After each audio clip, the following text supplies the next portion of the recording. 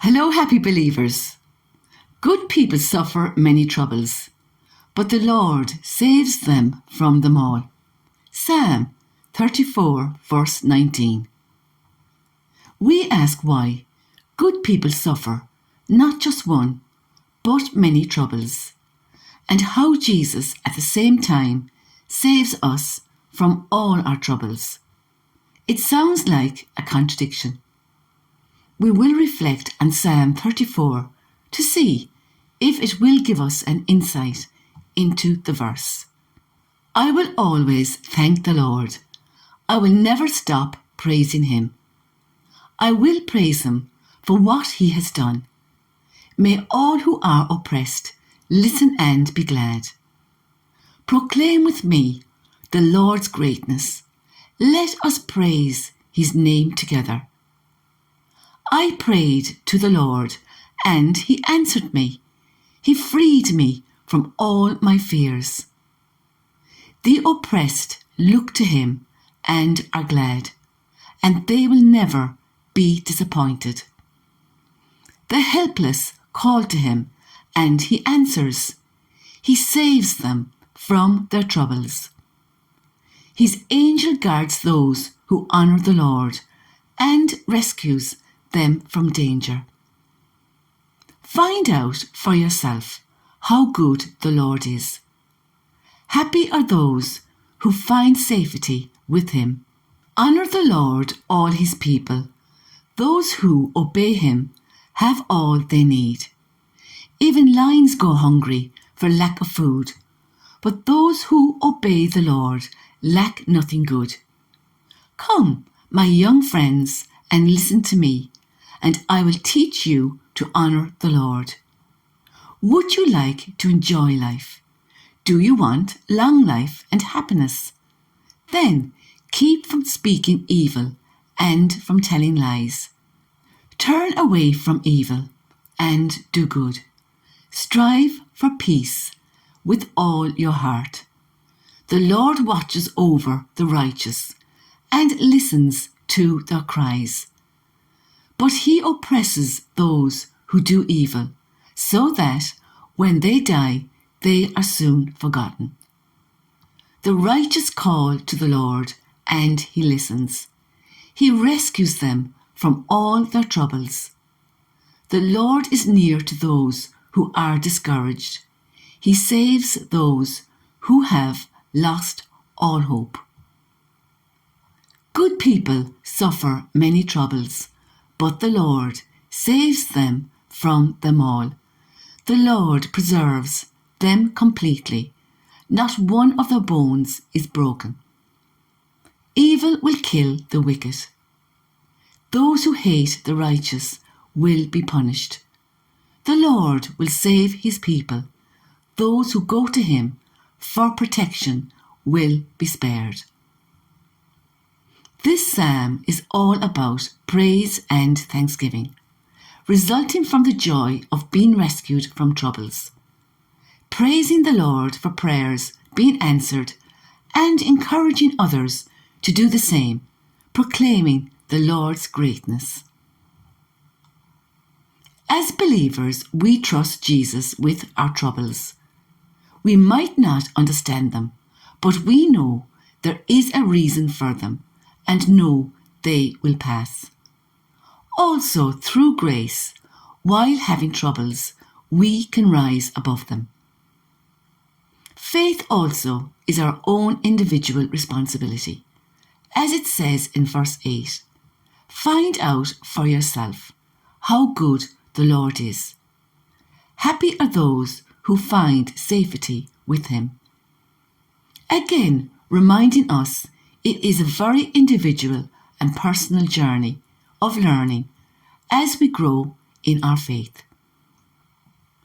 When we have troubles and thank Jesus for them, all we are doing is acknowledging Jesus knows best, and we are allowing Jesus into the situation, so there will be a solution. Sometimes the solution is found in Jesus giving us the grace to get through it, and knowing, as it says in Philippians chapter 4, verse 13. I can do all things through him, Jesus, who strengthens me. Sometimes it is enough knowing that we will get through a situation. We will cope with whatever comes our way. And Jesus comforts us in Matthew chapter 19:26. But Jesus looked at them and said, with man this is impossible, but with God all things are possible. Jesus looks at us and sees our needs. Gratitude is not a feeling, because we do not have to feel grateful to be thankful. It is a practice, and knowing that it works. Before a lot of Jesus' miracles, Jesus gave thanks to his Father in heaven first. We also give thanks in anticipation, knowing that Jesus has our situation under control as he is working it out. But not only for us, but for everyone involved. Another reason why it can take a while to be resolved, as Jesus thinks of everyone. It is actually doing things backwards. We are always so thankful when things work out. So why not be thankful as Jesus is working them out?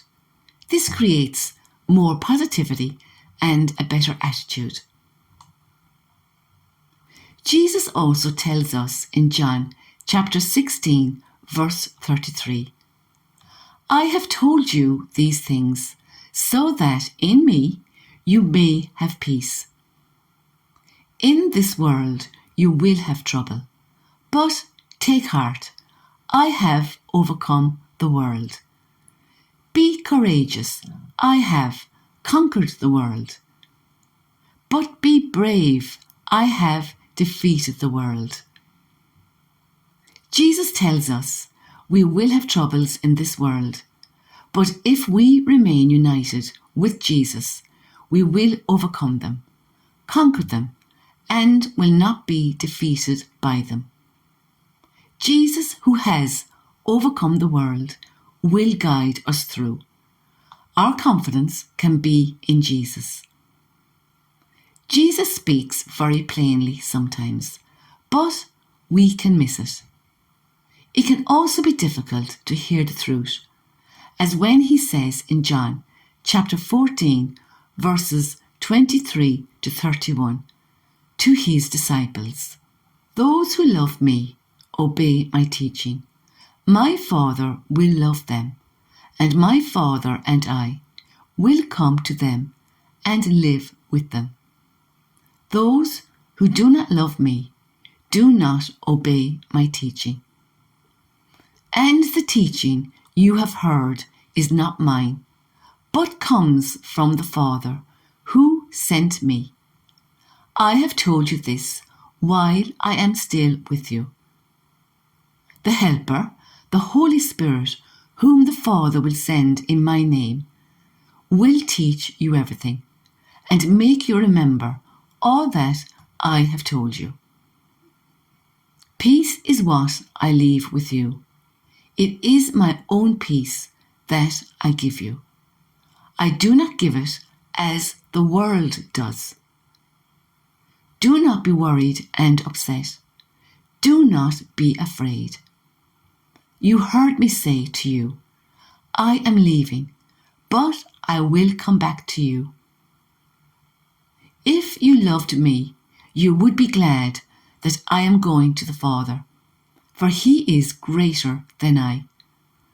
I have told you this now, before it all happens, so that when it does happen, you will believe. I cannot talk with you much longer, because the ruler of this world is coming.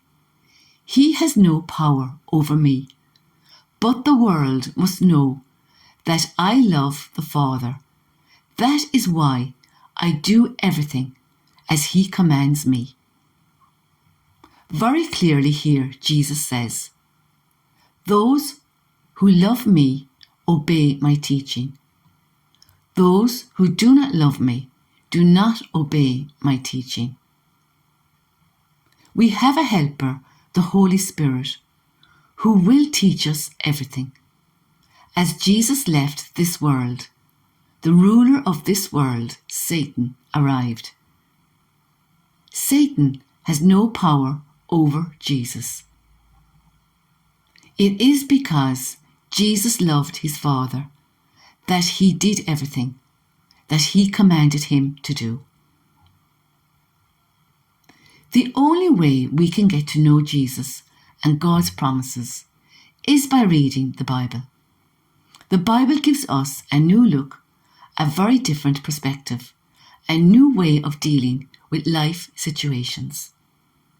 In Luke chapter 14, verse 27, Jesus says, "Peace I leave with you. My perfect peace I give to you. Not as the world gives, do I give to you. Do not let your heart be troubled, nor let it be afraid.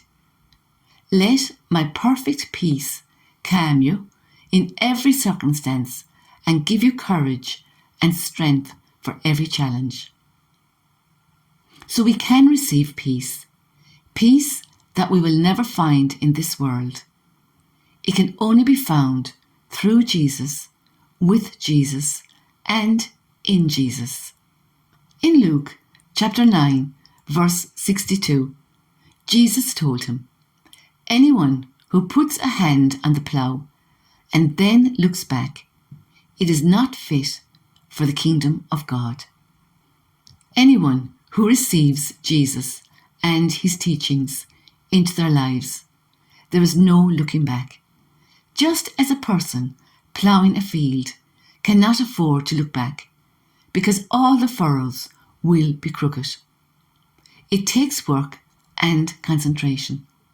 The kingdom of God is where Jesus is king in our lives, and we learn to listen and obey him first. Please like, subscribe and share so we can all live our wonderful Catholic faith together in all its richness. Thank you. Next painting very, very soon. Watch this space. Until then, remember, we rise above it.